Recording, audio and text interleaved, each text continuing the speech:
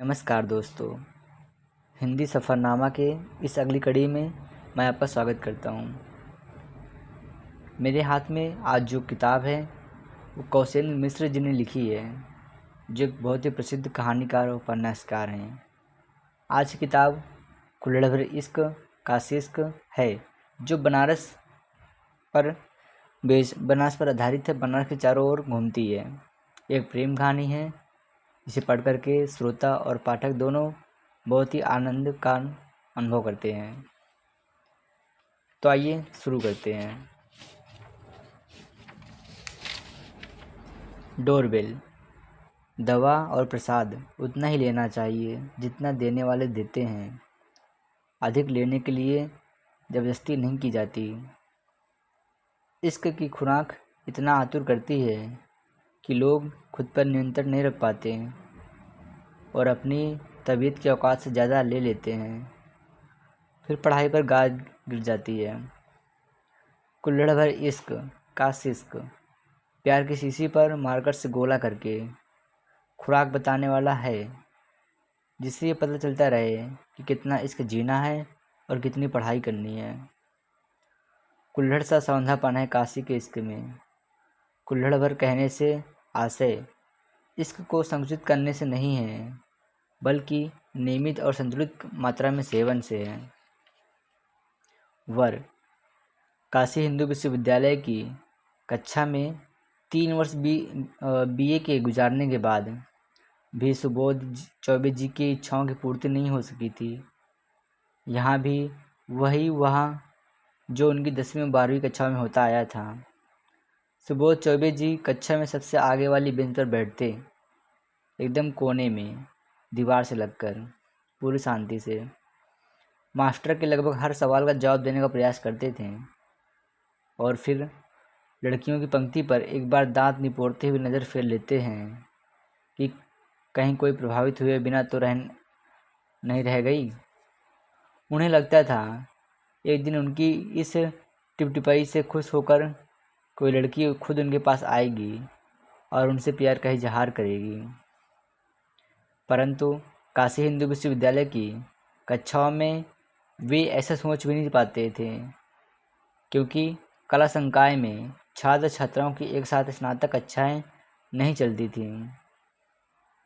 सुबोध जी पहला तो प्रोफेसरों के कुछ सवालों के जवाब भी देते थे, पर थोड़े दिन बाद ही तत्वबोध हो गया कि ये यहाँ अब कोई कायदे का सुनने वाला ही नहीं है, तो काहे इतनी मेहनत की जाए। लड़के तो वैसे ही ससुरे जलते रहते हैं। एक बात बताना तो भूल ही गए, सुबोध जी हिंदी ऑनर्स हैं।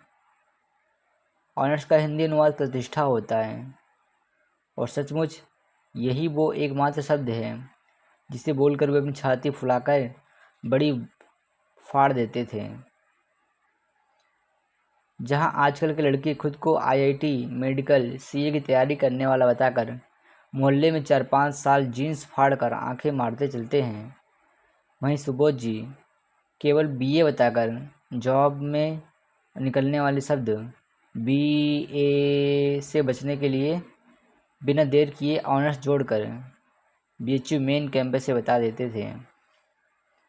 अगर यहाँ बनारस का बंदा रहा तो औकात समझ जाता, लेकिन अगर बाहरी होता तो 2 बार भवें तानता और मुँह छितराकर कहता बीएचयू और काम चलाओ, इज्जत भी बख्श देता। सचमुच दिल से एक बात बता दें, सुबोध जी को बीएचयू में पढ़ने का यही गर्व था कि पूरे बनारस में कहीं भी गाड़ी लेकर पकड़े जाओ तो बीएचयू की आईडी ही डीएल भी है और इंश्योरेंस पेपर भी।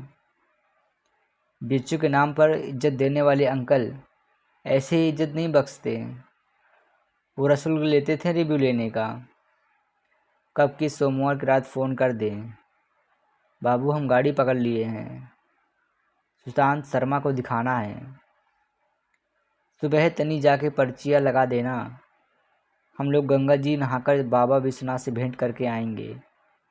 और हाँ, हम लोगों के भोजन की चिंता मत करना, वहीं मंदिर के बगल में जो अन्नपूर्णा मंदिर वाला भंडारा होता है वहीं खा लेंगे। तुम कभी खाए हो कि नहीं वहाँ? अरे बहुत दिव्य भोजन देता है बाबू, और साफ सफाई से। ये नहीं कि फ्री में खिला रहे हैं तो नाली में बिठाकर खिला दें। अरे खूब बढ़िया से टेबल कुर्सी पर बिठाकर खिलाता है। अच्छा ठीक है बाबू, रखते हैं, कल आकर बात करेंगे। मोबाइल में टैरिफ ख़त्म है, बहुत बिल उठ रहा। टाइम से भोरे चले आना पर्चियाँ कटाने।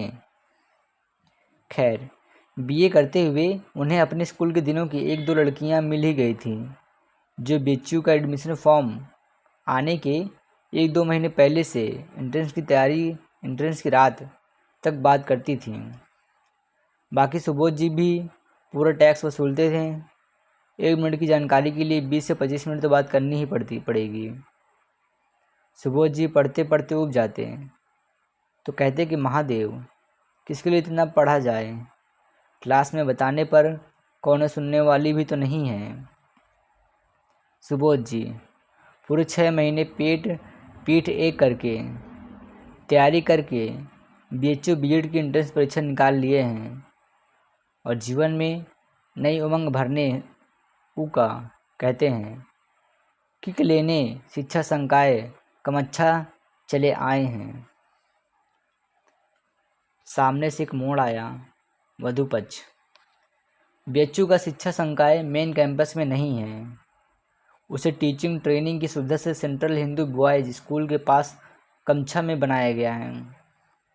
और अगर आप पूर्व में मेन कैंपस से कोई कोर्स करके आए हैं तो सचमुच शुरुआत के 1-2 महीने यह काला पानी ही लगेगा। यहाँ पर काला पानी में निरंतर काली डालते रहने वाले जेलर भी तो हैं। पानी रंगीन ही नहीं होने देते, पूरा अनुशासन सिखा देंगे। खैर मास्टर बनने आए हैं तो सदाचार ही ना सिखाया जाएगा, इसके बाद थोड़ी ना सिखाई जाएगी। सुबोध जी की शुरुआत बहुत एडवेंचरस रही।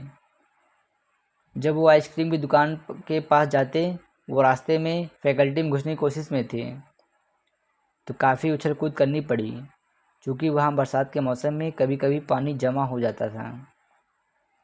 जोश तो इंटरेस्ट निकालने का बहुत ही था। उसी जोश में इतनी जोर लगाकर छलांग दी, पीछे आने वाली लड़की का मुंह छींटों से भर गया।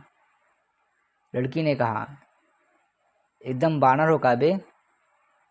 ना ना ना नहीं, सॉरी। सुबोध जी शक पकाते हुए बोले। लड़की ने कहा, मतलब? देह कुंभकर्ण और काम सलमान खान। साला पूरा मेकअप खराब कर दिया।